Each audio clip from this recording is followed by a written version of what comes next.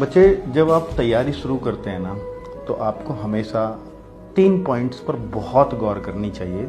और ये 3 पॉइंट्स जो आज मैं PCS फॉर्मूला के थ्रू आपको दूंगा, और ये 3 पॉइंट्स हर बच्चे की सफलता में सबसे बड़ा योगदान प्ले करते हैं। मैं कहूँ कि इन 3 पॉइंट से कोई भी सफल बच्चा नहीं बच पाता, अर्थात उसमें गुण मिलते ही मिलते हैं। P for patience.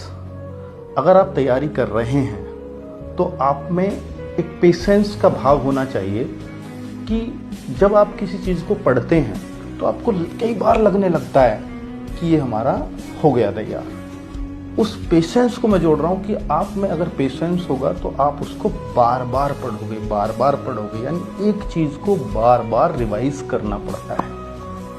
और ये पेशेंस वाला व्यक्ति ही कर पाता है। जिसके पास पेशेंस की कमी होती है वो शायद उतनी बार उस चीज़ को रिवाइज नहीं कर पाता, और यही उसकी सबसे बड़ी गलती होती है। दूसरा C फॉर कंसिस्टेंसी, यानी आपको पढ़ाई हर दिन करनी है। किसी भी सफल बच्चे से अगर आप पूछोगे तो वो एक ही बात बोलता है कि चाहे वैकेंसी आई या नहीं आई, ऐसा पीरियड जिसमें कोई वैकेंसी नहीं है, मैं हर दिन पढ़ा हूं, मैंने एक दिन भी स्किप नहीं किया अपनी पढ़ाई से।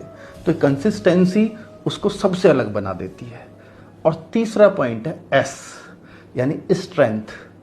तो बच्चे, बहुत सारे बच्चों के बहुत सारी चीज़ें वीक होंगी, बहुत सारी चीज़ें स्ट्रांग होंगी जब भी आप तैयारी शुरू करोगे। तो वीक पॉइंट से बच्चा क्या है कि उससे जो स्ट्रांग है उसको बार बार पढ़ने का मन करता है, लेकिन जो वीक है उससे वो बचने लगता है। वो वीक इसलिए है आज तक क्योंकि आपने उसको बहुत कम समय दिया है। अगर आप उसको समय दो और बार बार उन वीक पॉइंट्स पर काम करो तो वो आपकी स्ट्रेंथ बन जाता है। तो मैं कहता हूं कि भाई, आप जब धीरे धीरे एक एक करके वीक पॉइंट्स पर कभी भी एक साथ काम करने की मत सोचो।